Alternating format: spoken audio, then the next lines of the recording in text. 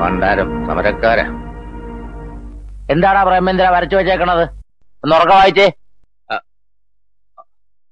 അനിയൻ വായിക്കല്ലേ വായിക്കല്ലേ, നല്ല കിട്ടും, കഴുത്തിന് പിടിക്കും. എന്താടാ ചെവിയെ കൂലെ നിനക്ക്? വായിക്കടാ. വായിക്കണാടാ പറഞ്ഞേ. മുതലാളിമാർക്കെതിരെ നീയൊക്കെ ബോർഡ് എഴുതും. എന്റെ പൊന്നു ചേട്ടന്മാരെ ജീവിക്കാൻ വേണ്ടിയാണ് ഞാൻ നിങ്ങളെപ്പോലെ തൊഴിലാളിയാണ്. ഇന്ന് കാലത്ത് ചാർജ് എടുത്തുള്ളൂ. ഇതെല്ലാം വെറും പടമാണ്, ഒന്നും തോന്നരുത്. എന്റെ വക ഒരു ചെറിയ സംഭവം. തിന്ന ചോറും നന്ദി വരൂടാ. അവരുടെ ഉപ്പും ചോറും തിന്നിട്ട് അവർക്കെതിരെ തെറി എഴുതി വെക്കുന്നു. പിരിഞ്ഞു പോണം. ചേട്ടന്മാവയ്ക്ക് അനിയമ്പാവയ്ക്കെതിരെ ആരെങ്കിലും ഈ നാട്ടിൽ ശബ്ദിച്ചിട്ടുണ്ടോ? പിരിഞ്ഞു പോണ പോലെ. എവൻ ആള് കൊള്ളാവല്ലടാ. അതിപ്പോ പുറത്ത് കാണിക്കണ്ട. കാണിച്ച അവൻ തലേ കയറിയിരുന്ന് തൂറും. ഈശ്വരപിള്ളേ, എന്തോ അവന് പറഞ്ഞതിൽ 100 രൂപ കൂടുതൽ ശമ്പളം കൊടുത്തേരെ. ഓ അയ്യോ ചേട്ടാ, അവിടെ എത്താൻ സമയമായി. വണ്ടി എടുക്കടാ. ഓ അമ്മോ, ആഹാ, ഇന്ന് വലിയ ചെത്തിലാണല്ലോ. ഞാൻ ആഘോഷിക്കുകയാണ്. ഈ ദിവസത്തിന്റെ പ്രത്യേകത എന്താന്ന് അമ്മുവിനറിയാമോ? ഞാൻ ആദ്യമായി അമ്മുവിനൊരു കത്ത് തന്നതിന് വല്യമ്മാവനും ചെറിയമ്മാവനും കൂടി എന്നെ തല്ലി ചതച്ചിട്ട് ഇന്ന് 1 വർഷം തികയാണ്. നമ്മുടെ അനുരാഗ നാളുകളിലെ ആ കരിദിനം നമുക്ക് ആഘോഷിക്കണ്ടേ അമ്മു? എന്താ അത് ആഘോഷിക്കുമ്പോഴും തല്ലു കൊള്ളണമെന്നുണ്ടോ? അന്ന് എന്നെ തല്ലി എന്ന് കരുതി ഇനി എന്നെ തല്ലാൻ അവർക്ക് ധൈര്യമുണ്ടാവില്ല. ആ അത് ശരിയാ. ഇനി തല്ലുകൊണ്ട ഇയാള് ചത്തുപോകുന്ന് അവർക്കറിയാം. അമ്മു ഒന്ന് മനസ്സിലാക്കണം, ഞാൻ അമ്മുവിന് വേണ്ടി മാത്രം ജീവിക്കുന്നവനാണ്. അപ്പം ആളു അവളോടും താൻ ഇത് തന്നെയല്ലേ പറഞ്ഞത്? ആളു എന്തെങ്കിലും പറഞ്ഞോ? ഇല്ല, പക്ഷെ പറയും. അച്ഛനോടും ചെറിയച്ഛനോടും ഇന്ന് തന്നെ പറയും. കഴിഞ്ഞ കൊല്ലം എന്റെ വകയായിരുന്നെങ്കില് ഇക്കൊല്ലം മാളുവിന്റെ വകയാ തല്ല്.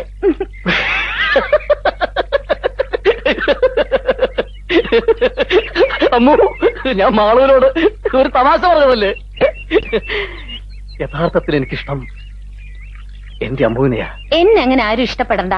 ദേ അവര് പോയിരിക്കുന്നതേ എനിക്ക് കല്യാണം ആലോചിക്കാനാ. ആ കല്യാണം നടക്കത്തില്ല.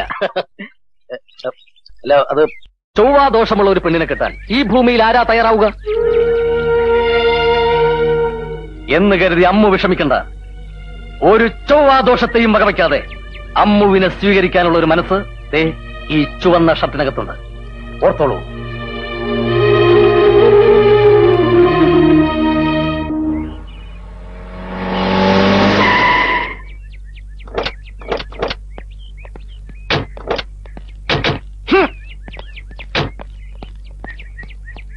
നീ വണ്ടിയും തുടച്ചത് പോയ കാര്യം എന്തായി? ഈ കല്യാണം ആരോ മുടക്കി. മുടക്കിയോ? ആരാ മുടക്കിയെന്ന് വല്ല സൂചനയും കിട്ടിയോ? ഇല്ല, ഏതോ തന്തയില്ലാത്തവനാണെന്നറിയാം.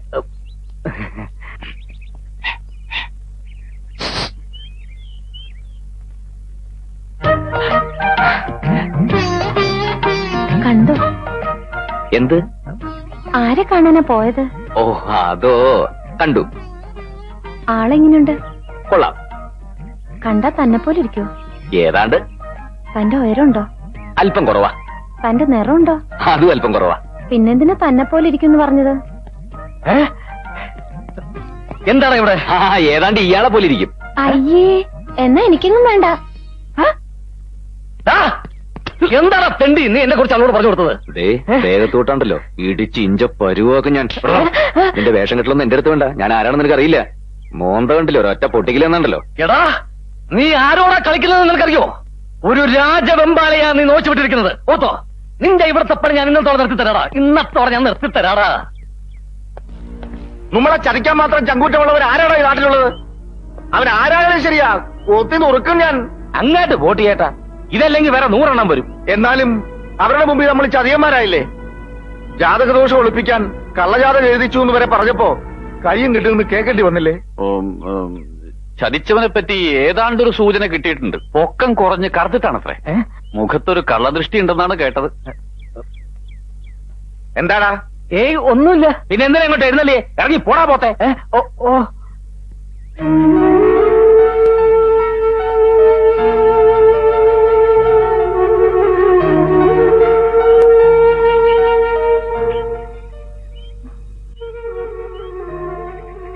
മോള് വിഷമിക്കണ്ട.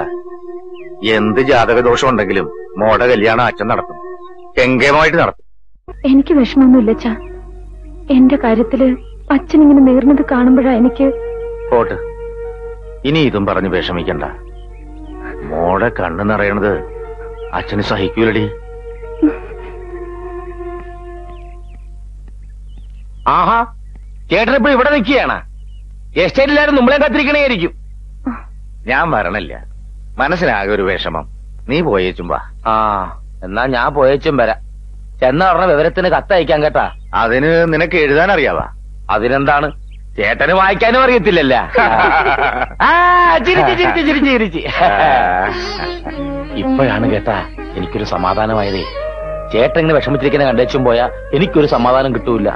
ഞാൻ പോയിട്ട് 2 ദിവസക്കുള്ളിൽ വരാം. ചേട്ടനും ഇവിടെ തന്നെ താമസം? അതെ. അപ്പോ കുടുംബമൊക്കെ? അങ്ങനെ ആരുമില്ല. ഞാൻ കല്യാണം കഴിച്ചിട്ടില്ല. ഓർമ്മ വെച്ച കാലം മുതല് ഞാൻ ഈ ബാവന്മാരുടെ കൂടെയാ. അതിപ്പോഴും തുടരുന്നു, ഒരു ഏകാംഗ നാടകം പോലെ. ഒരു കണക്കിന് ആരും ഇല്ലാതിരിക്കുന്നതാ നല്ലത്. ആ, ഇല്ലാത്തവന് ഇല്ലാത്തതിന്റെ ദുഃഖം, ഉള്ളവനും ഉള്ളതിന്റെ വിഷമം. ആ, നിനക്ക് രാത്രിയിൽ എണീറ്റ് നടക്കുന്ന സ്വഭാവമൊന്നുമില്ലല്ലോ. എന്താ ഉണ്ടെങ്കിൽ പറയണം, എനിക്കെന്റെ മുറിയുടെ കഥ കൂട്ടിയിട്ടാണ്. എനിക്കങ്ങനെ യാതൊരു സ്വഭാവമില്ല. മൂടി പുതച്ച് ചുരുണ്ട് കൂടി കിടന്നാ പിന്നെ ഭൂകമ്പം ഉണ്ടായാലും അറിയില്ല. എന്നാ ഭൂകമ്പം ഉണ്ടാവുന്നതിന് മുമ്പ് കിടന്നോ. നേരത്തെ എണീക്കണം, കാറ് കഴുകിടണം കേട്ടോ.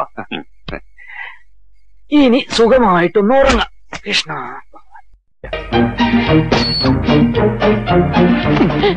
അയ്യോ പ്രേതം, ഇങ്ങനെ ചുരുണ്ടുകൂടി സുഖിച്ച് കിടക്കാന്ന് വിചാരിച്ചല്ലേ?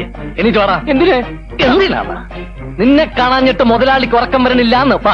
പാടാ, നിന്നെ ഞാൻ ഉറക്കിത്തരാടാ. വാ അമ്മാവാ, ദൈവം പോകാന്ന് സമ്മതിച്ചു. കാര്യം പറഞ്ഞപ്പോ തന്നെ എണീറ്റിങ് ഓടിപ്പോന്നു അല്ലേ? രാത്രി ഒറ്റയ്ക്കിരിക്കാൻ പേടിയണ്ട. അയ്യോ, എനിക്ക് പേടിയോ? അതെന്താന്ന് പോലും ഇവനറിയത്തില്ല. ഭയങ്കര ധൈര്യശാലി. ആൺകുട്ടികളായാലും അങ്ങനെ വേണം. ഇവ ഇതിനു മുമ്പും ചെമ്മീൻ കെട്ടിന് കാവൽ കിടന്നിട്ടുണ്ട്. എങ്കിൽ നന്നായി. ഈയിടെയായി ചെമ്മീൻ കെട്ടില് രാത്രി കള്ളന്മാര് വന്ന് കോരുന്നുണ്ട്. അവന്മാരെ കൈ കിട്ടിയ കയ്യും കാലും തല്ലി ഒടിച്ചിങ്ങ് കൊണ്ടുപോര്. അതെ.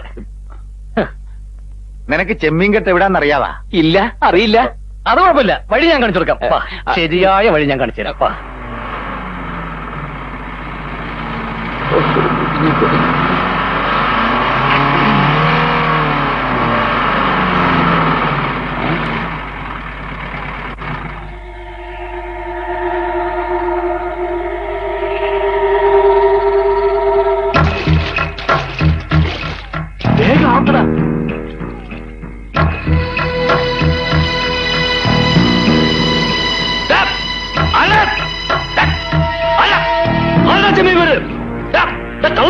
ചെമ്മീൻ